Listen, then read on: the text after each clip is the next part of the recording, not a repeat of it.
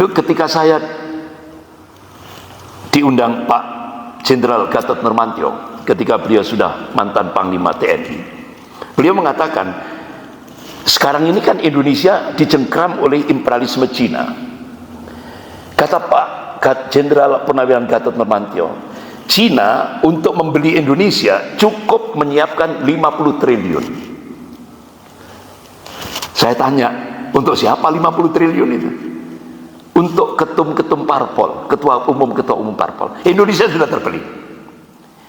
Tapi Cina untuk menghadapi pemimpin Islam ideologis itu menyiapkan 500 triliun. Itu pun masih kurang. Sehingga ada 3 BUMN yang dijual secara murah kemarin itu, ya kan?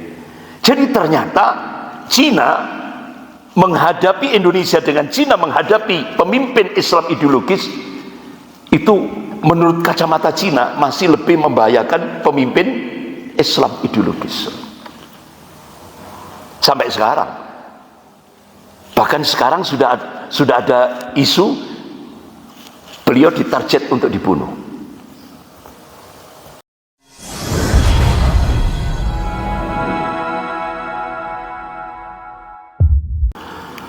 Nahmaduhu wa nasta'inuhu wa nastaghfiruh wa na'udzu billahi min shururi anfusina wa min sayyiati a'malina. May yahdihillahu fala mudilla lahu wa may yudlil fala hadiya lahu. Asyhadu an la ilaha illallah wahdahu la syarika lahu wa asyhadu anna Muhammadan 'abduhu wa rasuluh. Ya ayyuhalladzina amanu taqullaha haqqa tuqatih wa la tamutunna illa wa antum muslimun.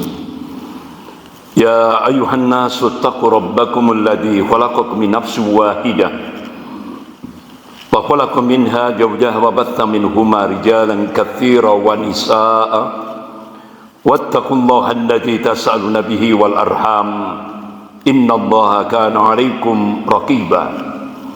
Ya ayyuhalladzina amanu taqullaha wa qulu qawlan sadida yuslih lakum a'malakum wa yaghfir lakum dhunubakum wa may yuti'illaha wa rasulahu faqad faza fawzan 'azima.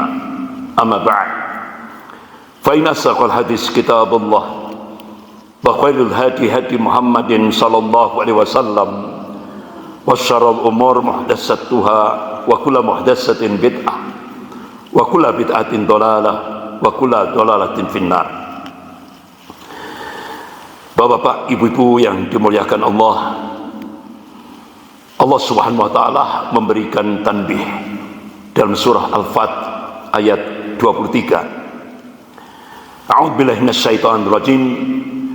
Sunnatullahi allati qad khalat min qabl wa lan tajida sunnati tabdila. Kata Allah, sunnatullah itu sudah berlaku sejak dulu, dan kalian tidak akan pernah melihat, menyaksikan perubahan akan sunnatullah. Artinya Allah Subhanahu wa taala yang menguasai rotasi alam jagat raya ini, Allah Subhanahu wa taala yang meninggikan langit tanpa tiang ini, mengabarkan bahwa sejarah itu akan berulang. Yang membedakan adalah warna dan kualitasnya. Oleh karena itu, sejarah itu perlu kita pelajari,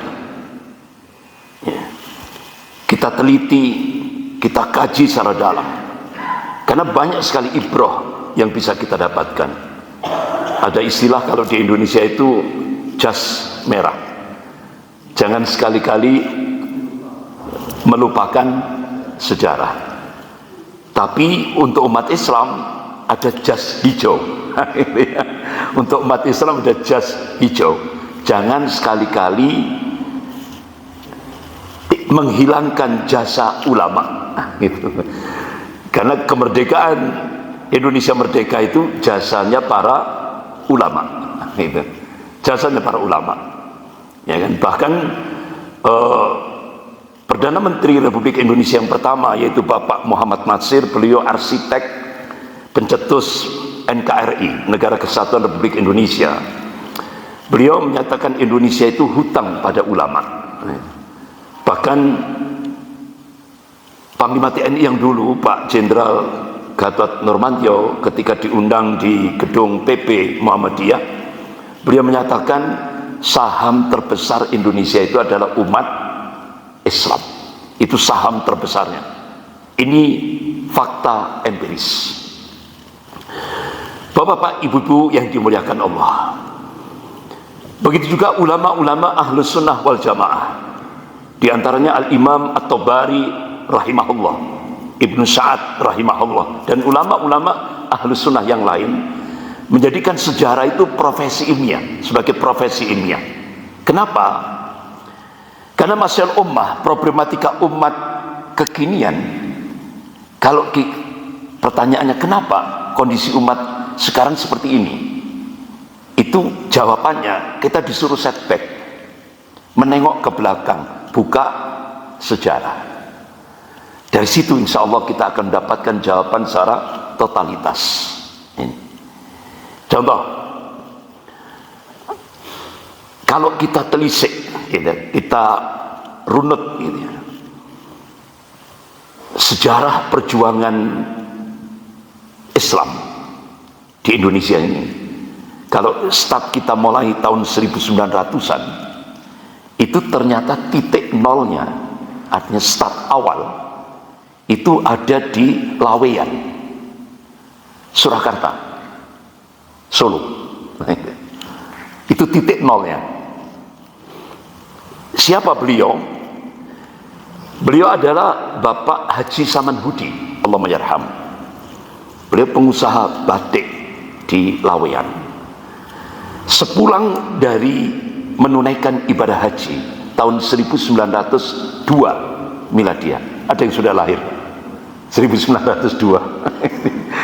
Jadi Bapak Haji Samanhudi itu pulang dari menunaikan ibadah haji, otomatis tahun-tahun segitu itu ya otomatis lewat kapal laut, dan itu berbulan-bulan, dan benar-benar perjuangannya luar biasa. Sampai di Indonesia tahun 1902, beliau mencoba untuk menginisiasi, yaitu sebuah perhimpunan yang diberi nama Syarikat Dagang Islam. Tanggal 16 Oktober 1905 Miladiah. Nah, Masya Allah, Bapak-bapak, Ibu-ibu yang dimuliakan Allah, dalam perjalanannya ini ditopang oleh dua ulama. Nah, itu. Yang pertama, Haji Umar Said Cokro Aminoto. Yang kedua, Kiai Haji Agus Salim, Allah mayarham. Jadi tiga tokoh ini titik nolnya. Bapak Haji Samanhudi, Haji Umar Said Cokro Aminoto, dan Kiai Haji Agus Salim, Allah mayarham. Hampir 10 tahun berbekal dari akidah tauhid, kuatul akidah ini tadi, dan perdagangan atau kuatul iktisadiyah, kekuatan ekonomi yang kuat, itu berhasil dalam 10 tahun membangun sebuah pergerakan politik Islam pertama kali di Nusantara. Waktu itu belum ada Indonesia belum, ya kan, belum ada. Dari tahun 16 Oktober 1905 itu pergerakan Islam politik pertama di Nusantara, bahkan di dunia Islam. Bekalnya itu tadi kuatul akidah dan kuatul iktisadiyah. Jadi kekuatan akidah tauhid dan ekonomi. Dalam waktu 10 tahun luar biasa. Hampir 3 juta anggota Syarikat Islam di seluruh Nusantara. Itu. Nah, Bapak-bapak, Ibu-ibu yang dimuliakan Allah, setelah itu beliau Haji Umar Said Cokro Aminoto ini ke Surabaya. di kawasan Penilih, Surabaya. Di rumah itu yang sampai sekarang itu dipelihara oleh Pemkot Surabaya, di kawasan Penilih, itu rumahnya Haji Umar Said Cokro Aminoto. Beliau melakukan kaderisasi. Jadi satu guru, satu kiai punya 3 santri. Santri yang pertama Soekarno, santri yang kedua Muso, santri yang ketiga Kartosuwiryo. Jadi satu kiai muncul 3 ideologi. Ini aneh tapi nyata. Satu kiai, ya kan, Haji Umar Said Cokro Aminoto, muncul 3 ideologi. Soekarno lebih cenderung pada ideologi nasionalis sekuler, artinya agama dipinggirkan dalam kehidupan berbangsa dan bernegara. Muso lebih cenderung pada ideologi komunis. Kartosuwiryo lebih cenderung pada ideologi Islam. Nah, bapak-bapak, ibu-ibu yang dimuliakan Allah, setelah melakukan kaderisasi, Haji Umar Said Cokro Aminoto ini ternyata 3 santri ini jadi tokoh yang menghebohkan Indonesia. Ya kan? Kiainya cuma 1, santrinya 3, tapi jadi benar-benar heboh di Indonesia. 3 orang itu. Ya. Nah, setelah itu Bapak Haji Umar Said Cokro Aminoto ini hijrah ke Pasundan yang sekarang Bandung. Jadi tanggal 17 Juni 1916, berarti 108 tahun yang lalu, gitu ya. 108 tahun yang lalu, gitu. Ya.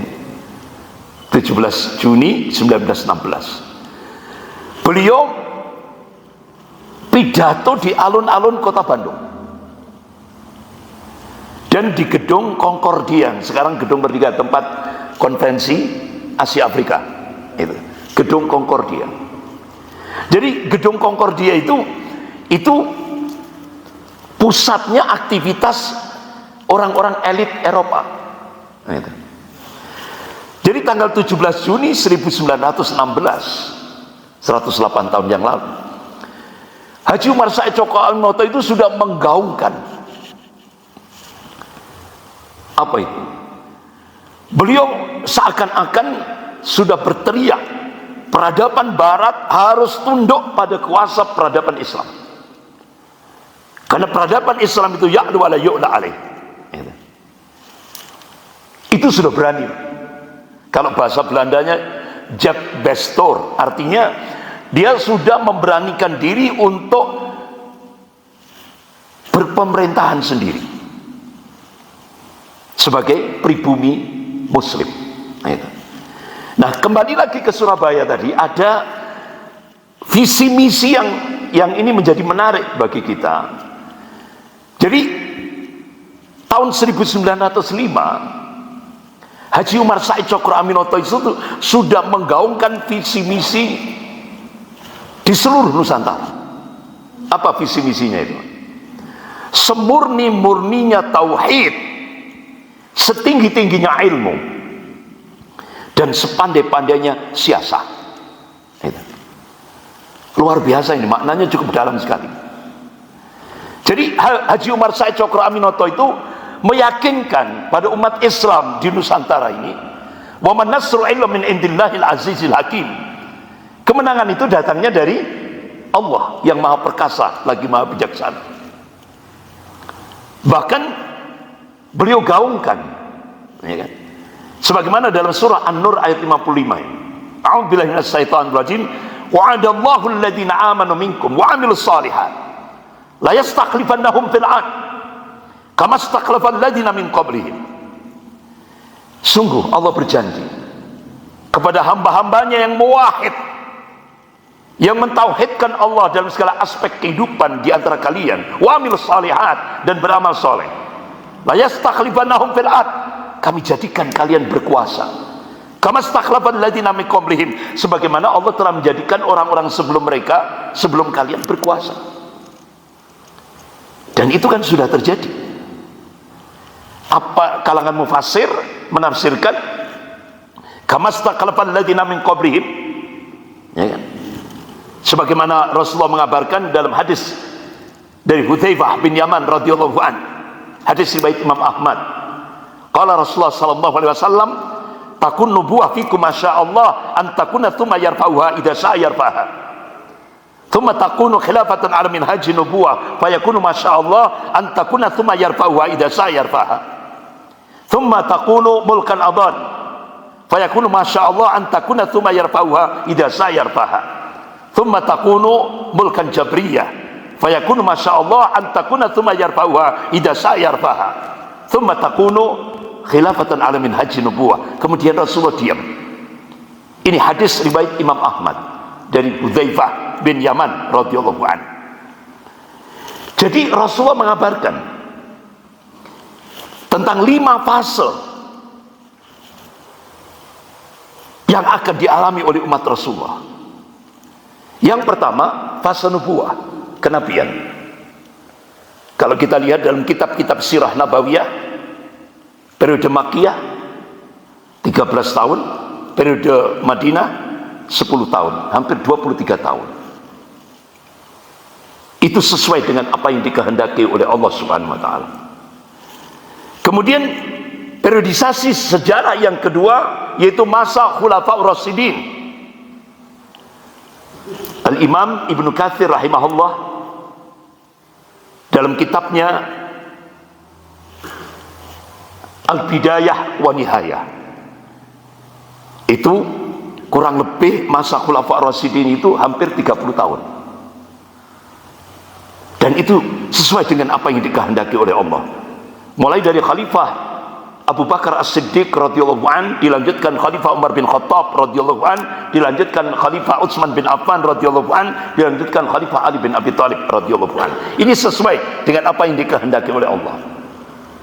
Kemudian periodisasi sejarah yang ketiga, Mulkan Adhan. Itu ditulis oleh Syekh Profesor Dr. Muhammad As-Salabi. Beliau pakar sejarah dunia Islam. Itu mulai dari Daulah Muawiyah, dilanjutkan Daulah Abbasiyah yang ada di Baghdad, Irak, dilanjutkan Daulah Utsmaniyah ada di Istanbul, Turki. Hampir kurang lebih 13 abad, 1300 tahun. Kemudian periodisasi yang keempat, Rasulullah mengabarkan Mulkan Jabriyah. Ini masa-masa yang berat yang akan dialami oleh umat Rasulullah sallallahu alaihi wasallam. Dan kita sekarang ini hidup di fase ini. Ini masa-masa yang dipenuhi dengan fitnah-fitnah akhir zaman. Bisa kita lihat dalam kitab Sahih Muslim bab Al-Fitan wa Asaratus Sa'ah. Itu. Bahkan Rasulullah menyampaikan tentang berita-berita akhir zaman ini mulai ba'dul subuh sampai menjelang maghrib. Itu disampaikan secara rinci, tidak ada yang tertinggal sedikit pun. Dan itu bisa kita baca dalam kitab Al-Bidayah wa Nihayah yang ditulis oleh Al-Imam Ibnu Katsir rahimahullah. Dan alhamdulillah sudah diterjemahkan dalam bahasa Indonesia. Judulnya Huru-hara di Akhir Zaman. Nah itu. Dan periodisasi yang kelima yaitu masa Khalifatullah Al-Mahdi, Imam Mahdi. Beliau nanti akan dibaiat di depan Ka'bah. Rasulullah mengabarkan antara Hajar Aswad dan Maqam Ibrahim di tengah-tengahnya. Nah itu. Nah, Bapak-bapak, Ibu-ibu yang dimuliakan Allah. Jadi, kama stakhlafal ladzina min qablihim, sudah benar-benar fakta empiris. Nah, ini yang digaungkan oleh Haji Umar Said Cokro Aminoto. Jadi semurni-murninya tauhid itu kunci al-falah, kemenangan. Makanya beliau tandaskan, Haji Umar Said Cokro Aminoto itu menandaskan, kita akan mendapatkan apa yang namanya fadilah, keutamaan. Ya. Kemudian hamasah, semangat, sajaah, keberanian. Kemudian al-falah, kemenangan yang hakiki fid dunya wal akhirah, itu baru bisa kita dapatkan ketika kita menjadi hamba Allah yang muwahhid, yang mentauhidkan Allah dalam segala aspek kehidupan ini. Itu sudah digaungkan oleh Haji Umar Said Cokroaminoto tahun 1905 Masehi. Kemudian beliau tulis tanggal 15 Januari 1926 di koran Hindia Baru.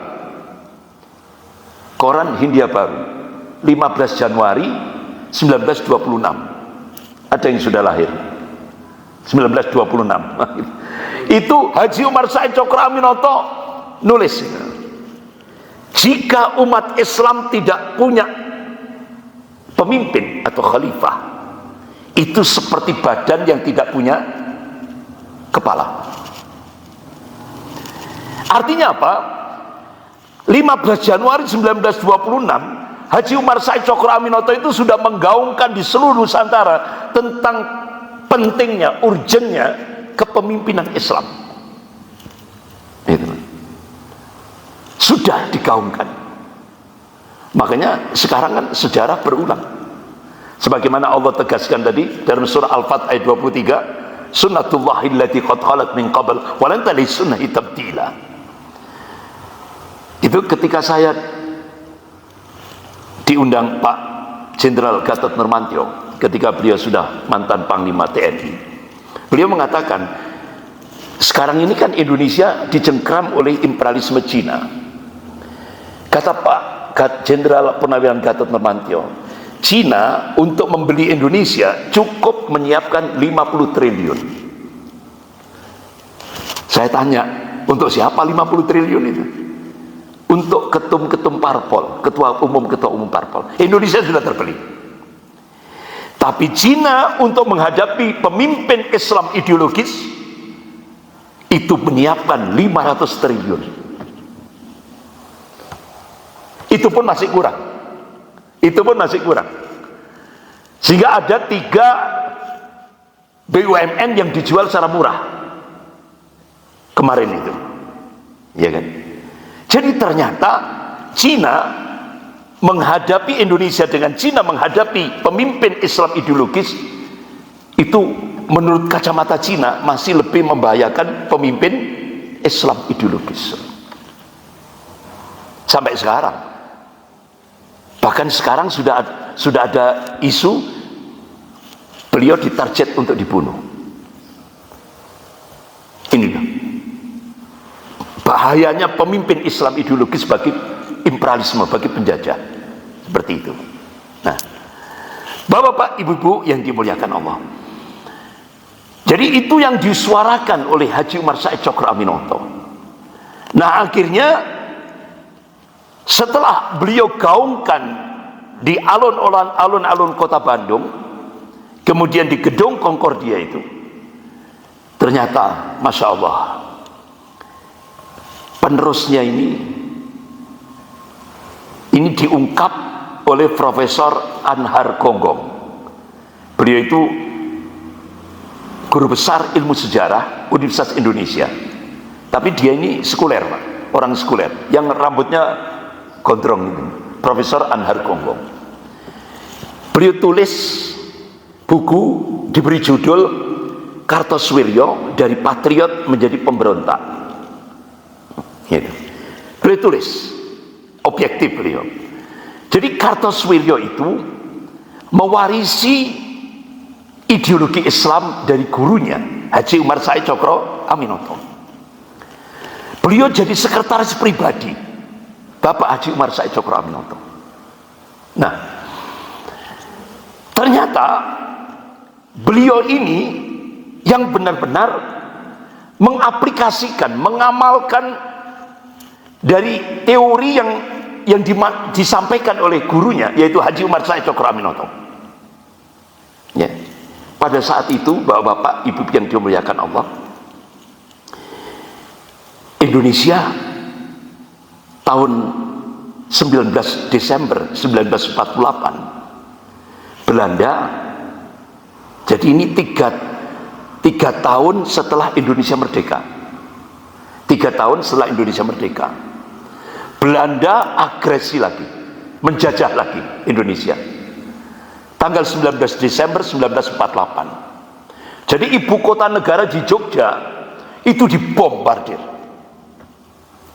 Akhirnya Soekarno Hatta ditangkap oleh Belanda, diasingkan ke Brastagi Sumatera Utara, kemudian diasingkan lagi ke Bangka. Sehingga pemerintahan kan vakum. Itu. Pemerintahan vakum. Nah, akhirnya Indonesia dipaksa untuk duduk berunding dengan penjajah Belanda. Ini 3 tahun setelah Indonesia merdeka. Mulai dari perjanjian Linggarjati, Renville, Romruyen sampai konferensi Meja Bundar. Benar-benar perjanjian ini tadi sangat-sangat merugikan Indonesia. Ya. Terlebih perundingan konferensi Meja Bundar. Indonesia dipaksa tidak menjadi negara merdeka dan berdaulat, tapi Indonesia dipaksa pada konferensi Meja Bundar itu menjadi negara Republik Indonesia Serikat di bawah kendali Belanda lagi. Soekarno menerima itu, dan akhirnya Soekarno diangkat menjadi Presiden Republik Indonesia Serikat. Itu ada 17 pemimpin Republik Indonesia Serikat. Jadi Indonesia dipecah-pecah jadi 17 negara bagian. Ini sangat merugikan Indonesia. Kemudian syarat yang kedua, pasukan Siliwangi harus ditarik dari Jawa Barat, ditarik ke Jogja, ibu kota negara. Sehingga akhirnya bapak-bapak, ibu yang dimuliakan Allah, wilayah Indonesia tahun 1948 itu tinggal Jogja saja. Jawa Barat, Jawa Tengah, Jawa Timur, Sumatera dikuasai kembali oleh Belanda. Nah, akhirnya bapak-bapak, ibu yang dimuliakan Allah, ternyata di tengah-tengah kondisi seperti itu, pasukan Siliwangi kan ditarik ke Jogja, disambut oleh Panglima Besar Jenderal Sudirman. Nah, pada saat itu ada seorang wartawan tanya kepada Panglima Besar Jenderal Sudirman, Pak Dirman, kalau pasukan Siliwangi ditarik dari Jawa Barat ke Jogja, Jawa Barat kan dikuasai lagi oleh Belanda, dijajah lagi oleh Belanda, apakah ini tidak rugi, Pak? Gitu. Dijawab oleh Pak Dirman, tidak, karena saya menempatkan orang kita. Siapa orang kita? Kartosuwiryo. Itu Kartosuwiryo. Jadi ini ditulis oleh Bung Tomo bersama Menteri Dalam Negeri era Soekarno, yaitu Pak Burhanuddin Harahap, bulan Januari 1977. Ternyata waktu itu pada saat kabinet Amir Syarifuddin, Pak Kartosuwiryo ini ditawari untuk menduduki jabatan Menteri Muda Pertahanan. Beliau tolak karena beliau lebih condong untuk mentaati perintah Panglima Besar Jenderal Sudirman. Jadi jabatan yang strategis tadi ditolak oleh Pak Kartosuwiryo. Beliau lebih penting melaksanakan perintah Panglima Besar Jenderal Sudirman untuk melakukan perang gerilya melawan penjajah Belanda di Jawa Barat. Hampir 13 tahun perang gerilya ini. Tapi sayangnya Soekarno memberikan stigma negatif pada Kartosuwiryo. Kartosuwiryo dituduh pemberontak, bugot. Padahal ini atas restu Panglima Besar Jenderal Sudirman. Itu ditulis oleh Bung Tomo, pahlawan 10 November itu. Dalam buku kecil diberi judul Himbauan. Itu ditulis bersama Menteri Dalam Negeri era Soekarno, yaitu Pak Burhanuddin Harahap. Tapi kan buku itu baru dikeluarkan setelah Kartosuwiryo dieksekusi mati atas perintah Soekarno, ditangkap, ya kan, pada tahun 1962. Bahkan Kartosuwiryo langsung disidang di Mahkamah Darurat Militer waktu itu. Sebelum eksekusi, beliau minta 4 permintaan sebelum dieksekusi mati. Permintaan yang pertama, Kartosuwiryo minta kepada Mahkamah Darurat Militer untuk mempertemukan dengan perwira-perwira militer yang diajak perang gerilya oleh beliau selama di Jawa Barat untuk melawan penjajah Belanda. Ditolak oleh Mahkamah Darurat Militer. Permintaan yang kedua, Kartosuwiryo minta kepada Mahkamah Darurat Militer pada saat eksekusi mati itu disaksikan oleh keluarga. Ditolak oleh Mahkamah Darurat Militer. Permintaan yang ketiga, Kartosuwiryo minta kepada hakim Mahkamah Darurat Militer pada saat setelah dieksekusi mati, mohon jenazahnya itu dikembalikan pada keluarga. Ditolak oleh Mahkamah Darurat Militer. Permintaan yang keempat, Kartosuwiryo minta sebelum eksekusi mati, beliau minta dipertemukan dengan keluarganya. Dari 4 permintaan itu yang dikabulkan cuma 1. Akhirnya siang hari itu Kartosuwiryo bertemu dengan istri, 2 anak laki dan 3 perempuan. Sehingga saat itu beliau memberikan wasiat pada istri dan anak-anakku, perjuangan tatbikus syariah mungkin 1000 tahun yang akan datang belum muncul lagi, kata beliau. Karena waktu itu saat kondisi Indonesia yang tidak punya kedaulatan, beliau memproklamasikan negara Islam Indonesia 7 Agustus 1949, bertepatan 12 Syawal 1368 Hijriah. Kenapa? Karena waktu itu Kartosuwiryo memberikan solusi, ayo jadikan Islam sebagai senjata untuk melawan penjajah Belanda. Karena dulu Christian Snogogronya itu yang tokohnya Belanda itu, satu-satunya penghalang penjajahan Belanda itu Islam. Oleh karena itu jauhkan pribumi itu dari Islam. Itu Pak. Sehingga akhirnya Kartosuwiryo itu memberikan solusi, ayo jadikan Islam sebagai senjata untuk melawan penjajahan Belanda.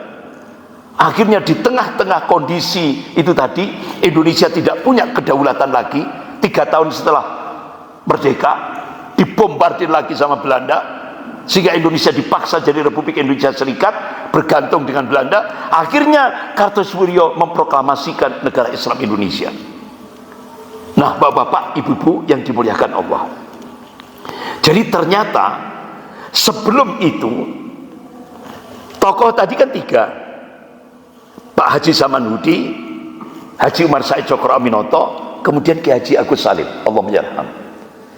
Ternyata Kiai Haji Agus Salim ini alhamdulillah berhasil tanggal 22 Juni 1945 itu, bersama Kiai Haji Mudakir dari Muhammadiyah, Kiai Haji Wahid Hasim dari NU, itu diberi amanah oleh 60 anggota Badan Penyidik Usaha Persiapan Kemerdekaan Republik Indonesia untuk menyusun dasar negara Indonesia. Lahirlah dari 3 tokoh ulama ini, lahirlah Piagam Jakarta, apa yang disebut dengan Jakarta Charter. Tujuannya apa? 3 ulama ini ittiba kepada Rasulullah. Ketika Rasulullah membangun daulah di Madinah Al-Munawwarah, beliau tegakkan Piagam Madinah. Nah, 3 ulama kita pada saat persidangan pertama Badan Penyidik Usaha Persiapan Kemerdekaan Indonesia memunculkan dasar negara Republik Indonesia itu Piagam Jakarta. Jadi kalau kita tarik matriknya, Pak, kalau kita benang merahnya, Piagam Jakarta dan proklamasi negara Islam Indonesia oleh Kartosuwiryo, ini 2 inilah yang akhirnya disambut oleh Bapak Muhammad Natsir Allahumma yarham pada tanggal 3 April 1950. Beliau pidato di parlemen, ayo Indonesia bersatu, berukuah. Akhirnya tepat tanggal 17 Agustus 1950 Bapak Muhammad Natsir langsung diterima secara aklamasi dari 17 pemimpin Republik Indonesia Serikat itu. Indonesia diproklamasikan 17 Agustus 1950 negara ukuah Republik Indonesia. Yang bahasa Indonesianya Negara Kesatuan Republik Indonesia. Jadi itu cita-cita Haji Umar Said Djokro Aminoto itu apa? Kita membangun Indonesia ini dengan Islam, dan ayo kita satukan Indonesia ini dengan Islam. Alhamdulillah, Pak. Jadi kalau kita telisik sejarah tadi, Kiai Haji Agus Salim dari Serikat Islam melahirkan bersama dua ulama tadi, melahirkan Piagam Jakarta, kemudian aplikasinya oleh Kartosuwiryo, puncaknya Bapak Muhammad Natsir Allahumma yarham. Sehingga 3 tokoh inilah akhirnya sampai hari ini Indonesia berhasil menjadi negara kesatuan Republik Indonesia. Makanya sekarang ada buku ditulis oleh pakar sejarah, Indonesia ini satu negeri tapi 3 proklamasi. Proklamasi pertama 17 Agustus 1945 Soekarno Hatta. Proklamasi kedua 7 Agustus 1949 Kartosuwiryo. Proklamasi ketiga 17 Agustus 1950 Bapak Muhammad Natsir. Masya Allah, ini sejarah. Tapi kan apa yang saya sampaikan ini tidak pernah ditulis dalam buku sejarah, tidak pernah gitu loh. Inilah perjuangan ulama kita untuk menjadi, artinya apa? Menegarakan Islam itu sampai akhirnya jadi NKRI sampai hari ini. Dan dasar negara itu yang dimunculkan oleh 3 ulama kita, Kiai Haji Agus Salim, Kiai Haji Mudzakkir, Kiai Haji Wahid Hasyim, itu sampai hari ini terus dibaca tiap hari Senin saat upacara, baik itu di instansi pemerintah maupun TNI Polri. Apa itu? Pembukaan Undang-Undang Dasar 1945. Nah, kapan Piagam Jakarta dirubah? Kok dirubah jadi pembukaan, ya kan? Piagam Jakarta dirubah jadi pembukaan atau preambul itu. Ternyata itu terjadi pada saat sidang kedua Badan Penyelenggara Persiapan Kemerdekaan. Soekarno minta Piagam Jakarta diganti dengan preambul atau pembukaan, karena Soekarno tidak ingin nilai-nilai Islam ada di Indonesia. Kalau Piagam Jakarta itu kan otomatis generasi ini kan, oh berarti ngikuti Rasul, ya kan? Piagam Madinah sama Piagam Jakarta, ya kan? Berarti ulama-ulama kita ngikuti Rasul. Soekarno tidak ingin itu. Soekarno akhirnya dirubah Piagam Jakarta jadi pembukaan Undang-Undang Dasar 1945. Itu terjadi tanggal 14 Juli 1945 pada saat sidang kedua Badan Penyidik Usaha Persiapan Kemerdekaan. Itu. Saya kira gitu, insya Allah kita sambung di ini sejarah ini menarik. Saya kira gitu, kita akhiri dengan doa kafarat majelis. Subhanakallahumma wa bihamdika asyhadu an la ilaha illa anta astaghfiruka wa atubu ilaik. Wabillahi taufik wal hidayah. Wassalamualaikum warahmatullahi wabarakatuh.